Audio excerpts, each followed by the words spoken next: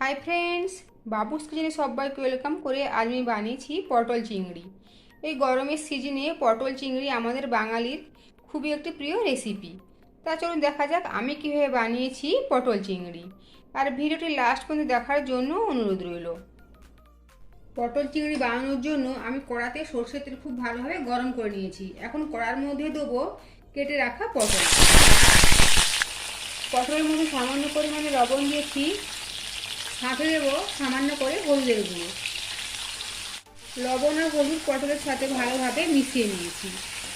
এখন গ্যাসের flame low to মিডিয়ামে রেখে ঢেকে দেব। এই ঢাকা দিয়ে অবস্থায় পটলটাকে ভেজে নেব। পটলগুলো লাল করে ভেজে নিয়েছি, এখন তুলে নেব। পটলগুলো খুব ভালোভাবে ভেজে নিতে হবে, নইলে রান্নার টেস্ট ভালো হবে না। এই একই তেলের মধ্যে দেবো কেটে রাখা আলু। আলুর মধ্যেও দেবো সামান্য পরিমাণে লবণ আর সামান্য পরিমাণে হলুদের গুঁড়ো। লবণ আর হলুদ আলুর সাথে মিশিয়ে নিয়েছি। গ্যাসের ফ্লেম একদম কমিয়ে রেখে ঢাকা দিয়ে আলুটাকে ভেজে নেব। আলুটাও লাল করে ভেজে নিয়েছি। ঢাকা দিয়ে ভাজার জন্য আলুটাও অনেকখানি সেদ্ধ হয়ে গিয়েছে। এখন আলুটা তুলে নেব। আর পটল চিংড়ি মাছ আমি আগে ভেজে রেখেছি, নুন হলুদ মাখিয়ে হালকা করে ভেজে নিয়েছি। কড়াতে দেব আরও কিছুটা সরষের তেল।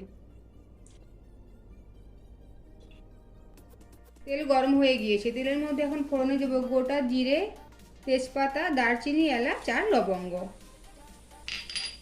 কয়েক সেকেন্ডের জন্য ফোড়নটাকে ভেজে নেব।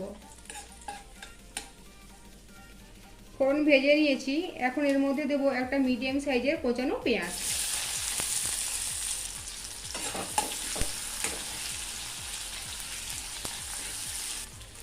পেঁয়াজ হালকা লাল করে ভেজে নেব। পেঁয়াজটা ভেজে নিয়েছি, এখন এর মধ্যে দেব টমেটো, আদা, কাঁচা লঙ্কার পেস্ট। মিডিয়াম সাইজের একটা টমেটো আর 4টে কাঁচা লঙ্কা আর 1 ইঞ্চি আদা আমি এখানে পেস্ট করে নিয়েছি। আদা, কাঁচা লঙ্কা, টমেটোর পেস্ট পেঁয়াজের সাথে খুব ভালোভাবে মিশিয়ে নেব আর প্রায় 3 থেকে 4 মিনিট সময় নিয়ে এটাকে কষিয়ে নেব। আদা, টমেটো, কাঁচা লঙ্কা পেঁয়াজের সাথে খুব ভালোভাবে কষিয়ে নিয়েছি। আদার কাঁচা গন্ধটা চলে গিয়েছে। এই সময় এর মধ্যে দেবো একে একে গুঁড়ো মশলা। দেবো হলুদের গুঁড়ো, দেবো জিরের গুঁড়ো, আর এখানে দিচ্ছি কাশ্মীরি লাল লঙ্কার গুঁড়ো। এটা কালারের জন্য দিচ্ছি, আমি কাঁচা লঙ্কা বেটে দিয়েছি ঝালের জন্য। সমস্ত উপকরণ খুব ভালোভাবে মিশিয়ে নেব। আর এর মধ্যে দেবো অল্প পরিমাণে একটু গরম জল। মিক্সটা ধুয়ে গরম জল দিচ্ছি যাতে তলায় বসে না যায়। মশলাটা খুব ভালোভাবে কষিয়ে নেব যতক্ষণ পর্যন্ত মশলা থেকে তেল না রিলিজ হচ্ছে। মশলা থেকে তেল ছেড়ে গিয়েছে, তার মানে মশলাটা কষানো হয়ে গিয়েছে। এই সময় এর মধ্যে দেবো আগে থেকে ভেজে রাখা আলু আর পটল। সাথে দিয়ে দেবো ভেজে রাখা চিংড়ি মাছ। এখন এই সমস্ত উপকরণ খুব ভালোভাবে মিশিয়ে নেব। এখন গ্যাসের ফ্লেম হাই রয়েছে। এই অবস্থাতেই 3 থেকে 4 মিনিট নেড়ে চেড়ে কষিয়ে নেব সমস্ত কিছুকে। আলু পটল মশলার সাথে কিছুক্ষণ সময় নিয়ে কষিয়ে নিয়েছি। এখন এর মধ্যে দেবো জল। এখানে আমি গরম জল দিচ্ছি।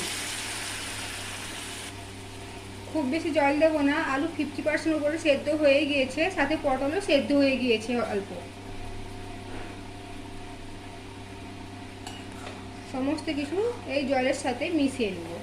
আর এই সময় লবণটা টেস্ট করে নিতে হবে, যদি কম বলে মনে হয় তবে এই সময় লবণটা দিয়ে দিতে হবে। আমি এখানে দেবো পরিমাণ মতো লবণ। আলু ভাজার সময় লবণ দেওয়া ছিল আর পটল ভাজার সময় লবণ দিয়েছিলাম, সেটা তাই দেখে লবণটা দিতে হবে।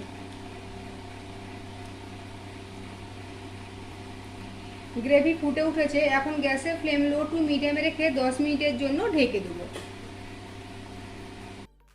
ঢাকাটা সরিয়ে নিচ্ছি।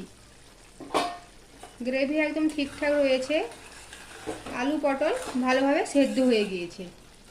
এই সময় আমি এর মধ্যে দেবো ঢাকাটা সরিয়ে নিচ্ছি। গ্রেভি একদম ঠিকঠাক হয়েছে, আর দেখে নেব আলুটা সেদ্ধ হয়েছে কিনা। আলু খুব ভালোভাবে সেদ্ধ হয়ে গিয়েছে।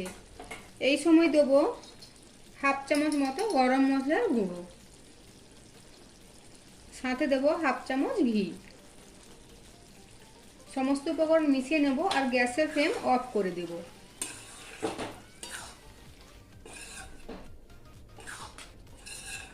এখন ঢেকে দেব 5 মিনিটের জন্য।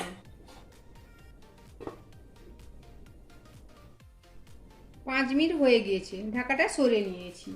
তৈরি হয়ে গিয়েছে পটল চিংড়ি। গরম গরম ভাতের সাথে এখন পরিবেশন করব।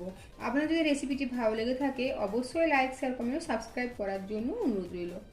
পাশে থাকা বেল আইকন প্রেস করার অনুরোধ রইল আমার প্রতিদিনের আপডেট পাওয়ার জন্য।